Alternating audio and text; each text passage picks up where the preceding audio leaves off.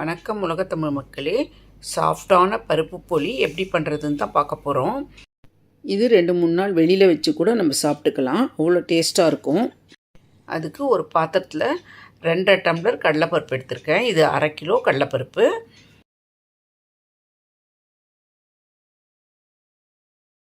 இதை தண்ணி ஊற்றி நல்லா வாஷ் பண்ணி குக்கரில் போட்டு வேக வச்சு எடுத்துக்கலாம்.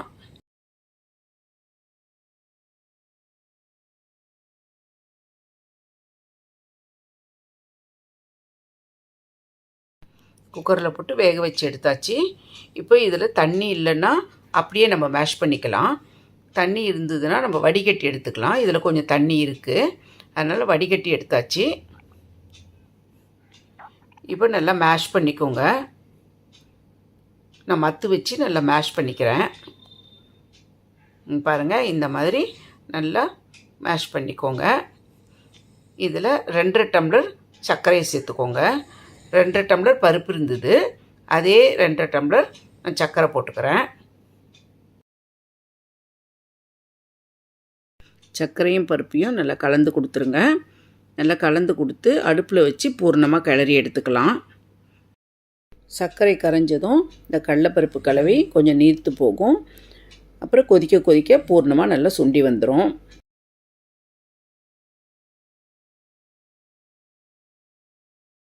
ஒரு ஸ்பூன் அளவு ஏலக்காய் தூள் சேர்த்து நல்லா கலந்து கொடுத்து கொதிக்க விடுங்க. கொதிக்கும்போது மேலே தெறிக்கும், அதனால் தட்டு போட்டு கொஞ்சம் நாழி கழித்து திறந்து கலந்து விடுங்க. பூரணம் கொஞ்சம் கெட்டியானதும் கொதிக்கிறது அடங்கிடும். இங்கே பாருங்கள், இப்போ கொதிக்கலை. கொஞ்சம் கைவிடாமல் கிளறி இந்த பக்குவத்துக்கு வந்ததும் ஸ்டவ் ஆஃப் பண்ணி ஆற போட்டுருங்க. ஆறுனதும் நல்லா கெட்டியாகி உருண்டை பிடிக்கிறதுக்கு நல்லா ஈஸியாக வரும். இந்த 1/2 கிலோ பருப்பு பூரணத்துக்கு நமக்கு மேல் மாவு 1 கிலோ மைதா தேவைப்படும். இது 1/2 கிலோ பேக்கெட். இது மாதிரி 2 பேக்கெட் மாவை நம்ம ஜலிச்சு எடுத்துக்கலாம்.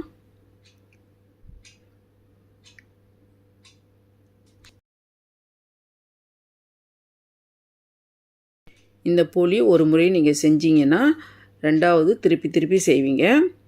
அது அவ்வளோ டேஸ்ட்டாகவும் சாஃப்டாகவும் இருக்கும். 1 கிலோ மாவையும் ஜலிச்சாச்சு. இது கூட 1 ஸ்பூன் உப்பு சேர்த்துக்கோங்க. சர்க்கரை கடலைப்பருப்பு எந்த டம்ளரில் அளந்தமோ அதே டம்ளரில் 2 டம்ளர் ரீஃபைண்ட் ஆயில் போட்டுக்கோங்க. ரீஃபைண்ட் ஆயில் மட்டும்தான் போடணும், கடலெண்ணெய் நல்லெண்ணெய்லாம் போடக்கூடாது. வாசனை இல்லாத எண்ணெய் தான் போடணும். இப்போ நல்லா மிக்ஸ் பண்ணி விட்டுக்கோங்க.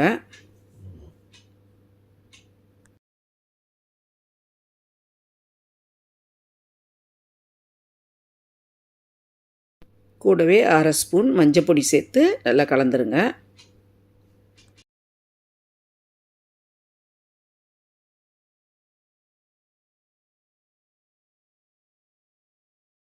இப்போ கொஞ்சமாக தண்ணி சேர்த்து நல்லா பிசைஞ்சுக்கோங்க. நம்ம அளவு எடுத்த டம்ளர்லேயே 3 டம்ளர் தண்ணி இந்த மாவுக்கு சரியாக இருக்கும். சப்பாத்தி மாவை விட கொஞ்சம் தளர்வாகவே பிசைஞ்சுக்கோங்க.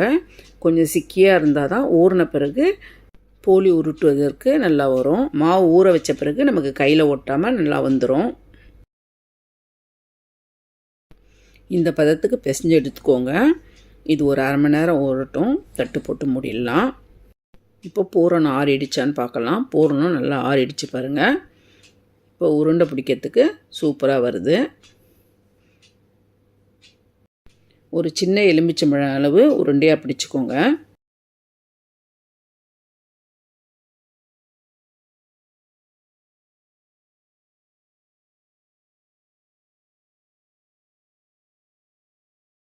இதே சைஸில் எல்லா கடலைப்பருப்பு பூரணத்தையும் உருண்டைகளாக உருட்டி வச்சுக்கலாம்.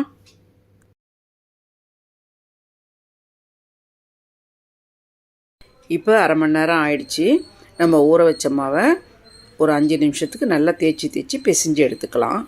அப்போ தான் போலி சாஃப்டாக இருக்கும்.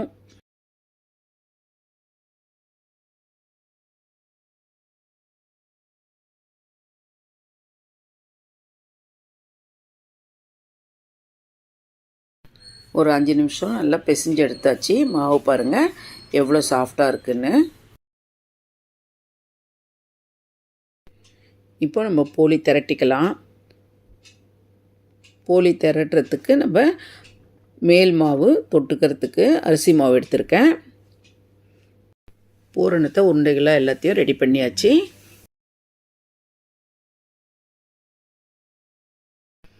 நம்ம பூரணம் எடுத்த சைஸே அதே அளவு சைஸில் நம்ம மாவு எடுத்தால் சரியாக இருக்கும். நல்லா உருட்டிக்கோங்க. உருட்டிட்டு கீழே வச்சு நல்லா தட்டிக்கோங்க.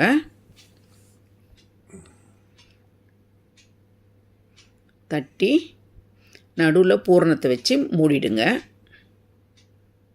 இந்த மாதிரி பூரணத்தை கொஞ்சம் லேசாக அழுத்திட்டு சைடில் இருக்க மேல் மாவை நல்லா மேலே இழுத்து நல்லா மூடி விடுங்க. மூடி நல்லா தட்டி விட்டு அரிசி மாவில் 2 பக்கமும் டிப் பண்ணி பூரிக்கட்டையில் உருட்டி விடுங்க.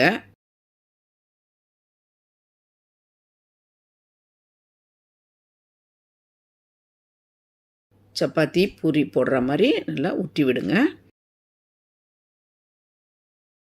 உள்ளே இருக்க பூரணம் வெளியில் வராதபடி பார்த்துக்கோங்க. பூரணம் சைஸ்லேயே மேல் மாவு எடுத்து ஊற்றினீங்கன்னா உள்ளே இருக்க பூரணம் வெளியில் வராது.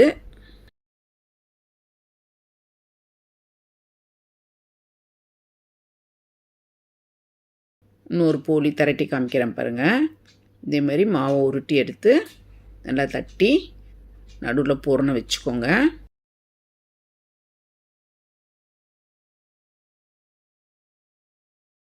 நம்ம ஒரு அழுத்திட்டு சைடில் இருக்க மாவை நல்லா இழுத்து நல்லா சேர்த்து விடுங்க. இந்த மாதிரி தட்டிட்டு அரிசி மாவில் 2 பக்கமும் டிப் பண்ணி இதை மாதிரி தேய்ச்சி விட்டுருங்க.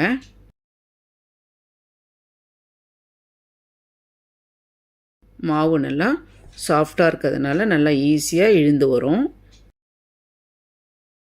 இப்போ போலியை சுட்டு எடுத்துடலாம். தோசைக்கல்லில் 1 ஸ்பூன் நெய் போட்டு நல்லா ஸ்ப்ரெட் பண்ணி விடுங்க. இப்போ போலியை போட்டுருங்க. இதுக்கு மேலே ஒரு 1/2 ஸ்பூன் நெய் போட்டு நல்லா தேய்ச்சி விடுங்க. திருப்பி போட்டு அந்த பக்கம் செவந்ததும் 2 பக்கம் திருப்பி போட்டு எடுத்துடலாம்.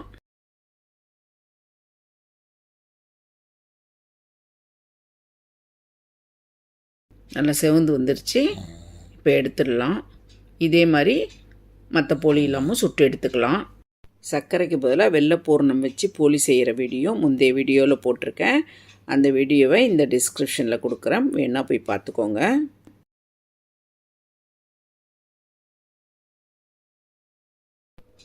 போலி வெந்து எவ்வளோ நல்லா உப்பலாக வருது பாருங்கள். இப்போது 2 பக்கமும் செவந்துருச்சு, எடுத்துடலாம். இதே மாதிரி எல்லா போலியும் சுட்டு எடுத்துக்கோங்க. இந்த போலி சாப்பிட்றதுக்கு ரொம்ப டேஸ்ட்டாக இருக்கும். இது மேலே 1 ஸ்பூன் நெய் போட்டு சாப்பிட்டா இன்னும் டேஸ்ட்டாக இருக்கும். நீங்களும் இந்த ரெசிப்பியை வீட்டில் செஞ்சு பார்த்து எப்படி இருக்குன்னு கமெண்ட்டில் சொல்லுங்கள். இந்த வீடியோ பிடிச்சிருந்தால் லைக் பண்ணுங்கள், நண்பர்களுக்கும் சொந்தங்களுக்கும் ஷேர் பண்ணுங்கள், சப்ஸ்கிரைப் பண்ணுங்கள், அப்படியே பெல் பட்டனை ப்ரெஸ் பண்ணுங்கள். நன்றி.